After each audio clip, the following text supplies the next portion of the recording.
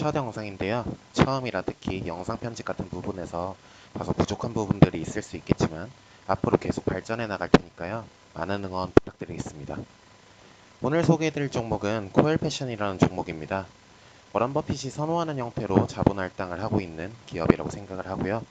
또한 지금의 코로나 환경에서 오히려 더욱 많은 기회들을 맞이하고 있는 안티프레질한 기업입니다. 자세히 한번 살펴보도록 하겠습니다.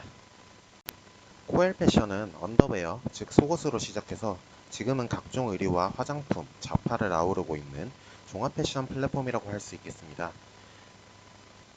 글로벌 패션 브랜드들이 한국에 진출하려 할 때 유통사들과 직접 거래하는 건 굉장히 리스크가 큰 선택지입니다. 따라서 중간에 한국의 유통 구조를 잘 파악하고 있는 중간 업체를 하나 끼게 되는데요. 이것이 바로 코엘 패션이 되겠습니다. 글로벌 브랜드 입장에서 생각해보면 이 중간 업체의 역할은 아주 중요합니다.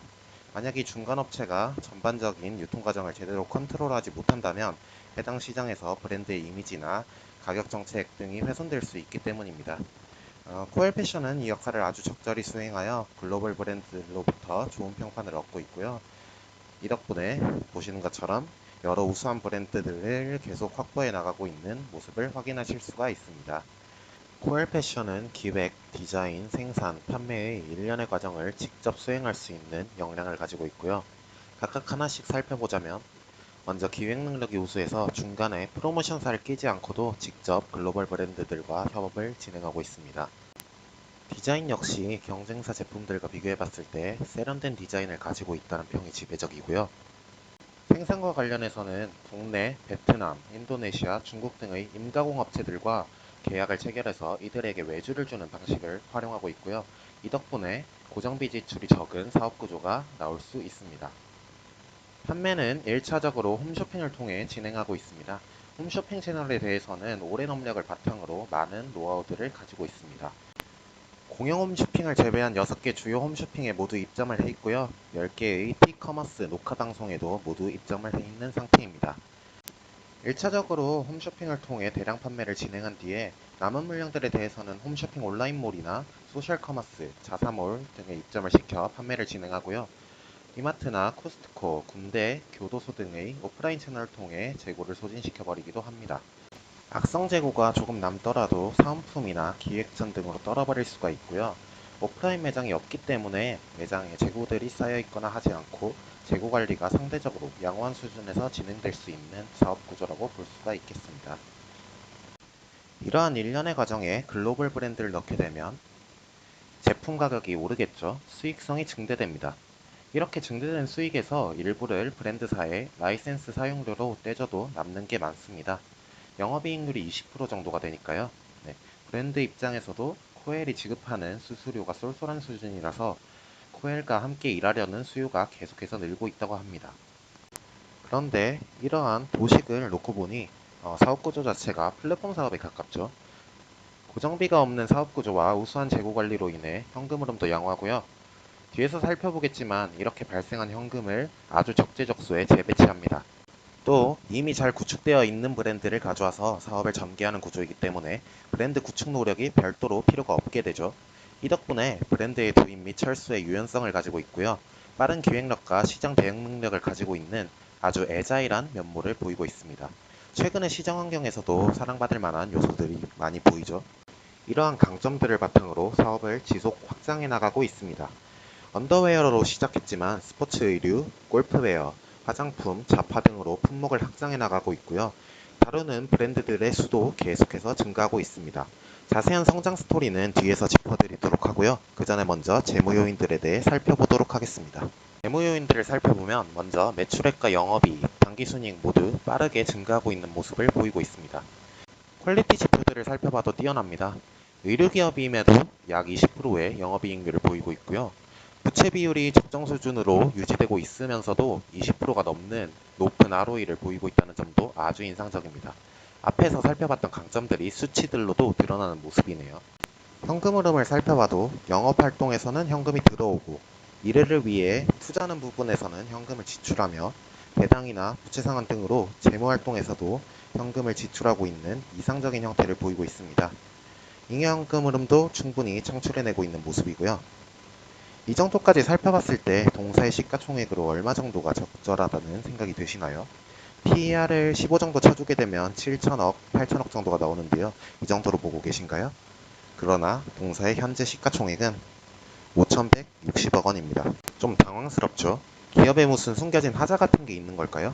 아니면 시장은 동사가 지금까지 보여왔던 성장세가 미래에는 지속되지 못할 것이라고 보고 있는 걸까요? 아니면 단지 시장의 오해로 인해 발생한 기회일까요? 좀 더 자세히 들여다봐야겠습니다. 동사는 사실 꽤 명확한 성장 비전과 그것을 이루어낼 역량들을 가지고 있습니다. 동사의 성장 전략을 요약하자면 결국 우수한 사업 구조에서 나오는 충분량의 잉여 현금 흐름과 이것의 적절한 재배치를 통한 브랜드 확장, 카테고리 확장, 판매 채널 강화, 해외 수출 확대 정도로 정리해 볼 수 있을 것 같은데요. 이제부터 동사가 잉여 현금 흐름을 어떤 식으로 활용하고 있는지 살펴보도록 하겠습니다. 먼저 홈쇼핑 채널에 편중된 현재의 매출 구조에서 벗어나는 판매 채널의 다각화를 위한 여러 투자들을 진행하고 있습니다. 대표적인 것이 물류체계의 강화를 위한 물류센터에 대한 투자입니다. 동사는 김제시 물류센터에 852억 원 규모의 투자를 발표했는데요. 현재는 논산, 완주, 전주로 분산되어 있는 물류센터들을 통합함으로써 물류 효율을 높인다는 계획입니다. 지금의 물류체계에서는 이러한 분산으로 인해 재고 관리나 자재 관리에 여러 비효율들과 어려움들이 발생하고 있다고 하는데요. 실제로 자사몰인 코엘패션닷컴에서 시킨 물건들에 대해서 오배송이 일어나는 사례가 종종 있다고 합니다. 결국 이러한 물류 시스템에 대한 투자는 자사몰과 판매 채널의 강화를 위한 중요한 보석이 아닐까 생각을 해봅니다. 이러한 코엘패션의 조직 개편 소식들이나 자사몰인 코엘패션닷컴의 리뉴얼 등을 살펴봤을 때도 판매 채널 다각화에 대한 회사의 많은 노력과 시도들을 확인하실 수가 있습니다. 다음으로 M&A와 관련된 부분들을 살펴보도록 하겠습니다. 최근에 코로나 이슈로 인해 코엘패션의 매출 증대는 오히려 더욱 탄력을 받고 있는 모습인데요. 주요 판매 채널이 비대면 채널인 홈쇼핑과 온라인 채널인데다 주요 판매 품목들도 필수제인 속옷, 집에서나 근거리 외출 시에 편하게 입을 수 있는 스포츠 의류, 코로나로 인해 오히려 더욱 화랑을 맞았다는 골프웨어 등이다 보니 가능한 일입니다. 그러나 다른 대부분의 의류 업체들은 이러한 코로나로 인해 많은 어려움들을 겪고 있는데요. 사실 코엘 패션의 입장에서 생각해보면 이것을 저가 인수의 기회로 바라볼 수가 있습니다. 그리고 코엘 패션은 이러한 자본 할당의 찬스를 놓치지 않죠. 6월 17일에는 핸드백 브랜드인 옘스코르의 지분 투자를, 이어서 7월 7일에는 화장품 마케팅 유통사인 코트리의 지분 투자를 발표합니다. 이는 분크, 헬레나 앤 크리스티에 이은 각각 세 번째, 네 번째 스타트업 투자가 되겠는데요. 이러한 지분 투자, 인수 활동을 통해서 잡화, 슈즈, 화장품 등으로 확장된 카테고리에서의 역량을 강화하겠다는 회사의 의도가 엿보입니다. 동시에 인플루언서들과의 협업을 통해 SNS 등의 신규 판매 채널에 대한 활용도도 높여보겠다는 의도도 들어있는 것 같고요. 코엘 패션의 유통 역량 등과 적절히 결합한다면 괜찮은 시너지가 날 것 같습니다. 지속적으로 증가하고 있는 글로벌 브랜드들과의 계약을 통한 브랜드 확장과 더불어서 이러한 시기적절한 M&A 투자를 진행함으로써 동사의 성장은 더욱 탄력을 받고 있는 모습입니다. 아직 현금이 조금 남았겠죠? 또 어디에 현금을 배치하면 좋을까요? 코엘 패션은 이 질문에 대한 답을 너무나도 잘 알고 있습니다. 바로 주주환원입니다. 코엘 패션은 이미 기존에 여러 차례 자사주 매입을 진행해왔던 기업인데요. 올해도 두 차례의 자사주 매입을 진행했습니다. 화살표로 표시된 날이 자사주 매입을 결정한 날이고요. 이러한 자사주 매입은 기업의 내재 가치보다 낮은 가격에서 진행될 경우에 주주 이익을 크게 증대시킬 수 있는 의사결정인데요. 올해의 자사주 매입 시점을 봤을 때 저가 부근에서 적절한 시기에 이루어져서 주주 이익을 크게 증대시킨 의사결정이었다고 판단할 수 있을 것 같습니다. 1월에는 50만 주의 자사주를 매입했고요. 3월에는 200만 주의 자사주를 매입했습니다. 특히 3월의 매입은 전량 소각으로까지 이어졌다는 점에서 더욱 빛이 나는 것 같습니다. 배당도 조금씩 늘리고 있는 모습입니다. 17년에 주당 30원으로 배당을 시작해서 18년에는 40원, 작년에는 100원의 배당을 지급했습니다.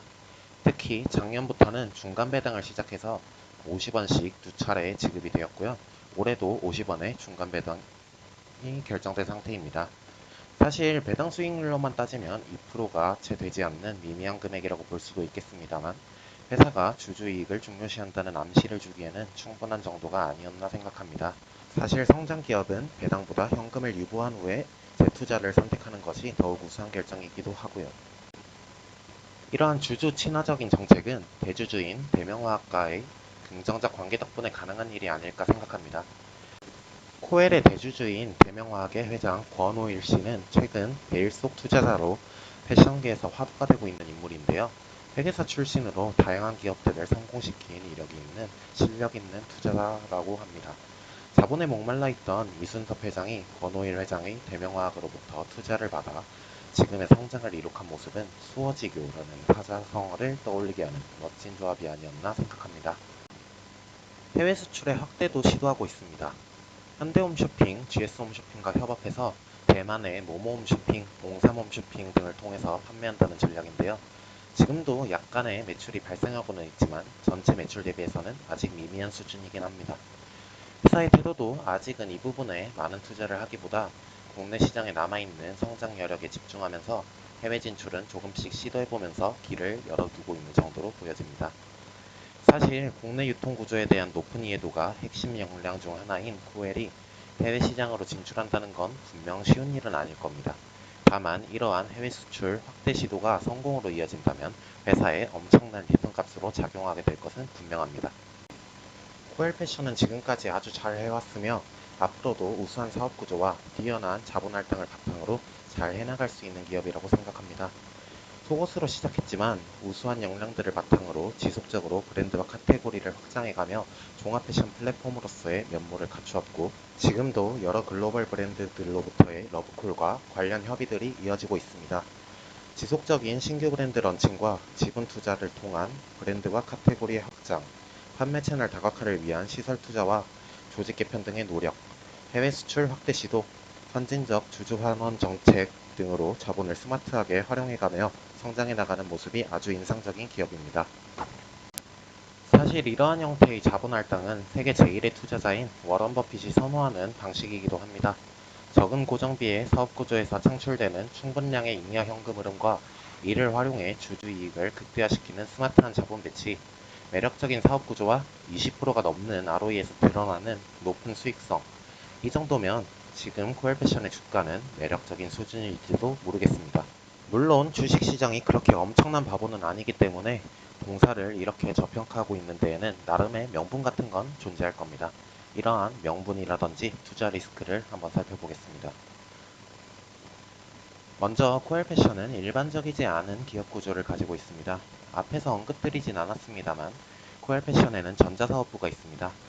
마구잡이식 M&A에 따른 사업 다각화 이런 건 아니고요. 상장 과정에서 필코전자를 통해 우회 상장하다 보니 생긴 다소 기형적인 구조가 되겠습니다. 이 점은 계륵으로 볼 수 있겠습니다만 우회 상장 이후에 구조 조정을 해놓은 상태라서 사업부 규모가 크진 않고 적자가 발생하거나 하지는 않으며 점진적으로 규모를 축소해 나가고 있습니다. 아래는 19년 사업보고서의 일부입니다. 다음으로 홈쇼핑 채널에 대한 디스카운트를 꼽아볼 수 있겠습니다.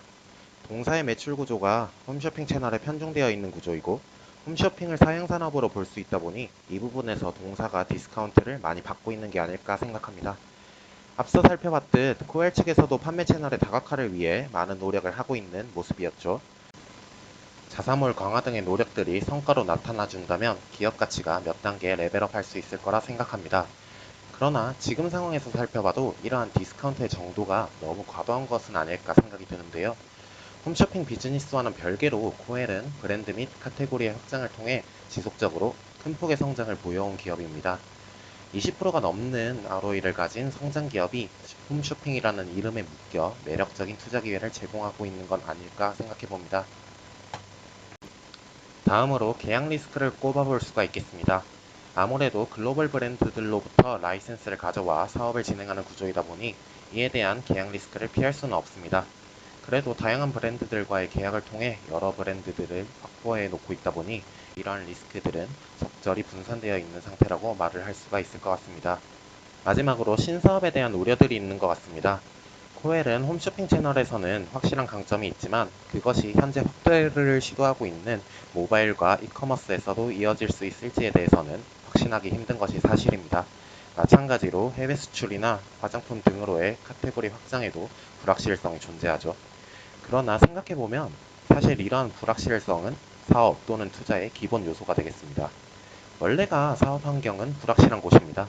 다만 우리는 기업의 과거 행적들을 추적해보면서 미래에 대한 힌트를 얻을 수가 있겠는데요. 코엘이 지금까지 내려왔던 결정들과 그 성과들을 살펴본다면 코엘의 능력과 미래에 대한 충분한 신뢰를 가질 수 있게 되지 않을까 생각합니다. 참고로 코로나 사태와 관련해서 코엘이 외주를 주고 있는 공급 체인 쪽에 문제가 생겼을 수도 있지 않을까 싶어서 주식 담당자분과도 통화를 해봤는데요. 이 부분과 관련해서는 지금까지 발생한 문제들은 특히 없었고 공급망이 충분히 잘 분산되어 있기 때문에 이에 대한 리스크는 크지 않아 보인다는 답변을 받았습니다. 여기까지 긴 영상 시청해주셔서 너무나도 감사드립니다. 이 영상은 개별 종목에 대한 매수나 매도를 추천하는 영상은 아니고요. 최종 투자 판단은 투자자 본인의 몫이 되겠습니다. 부족한 부분이 참 많았던 첫 영상인데요. 앞으로 더욱 양질의 영상으로 찾아뵐 수 있도록 많은 노력하겠습니다. 응원하는 마음을 담아 구독과 좋아요도 눌러주신다면 너무나 감사할 것 같습니다. 감사합니다.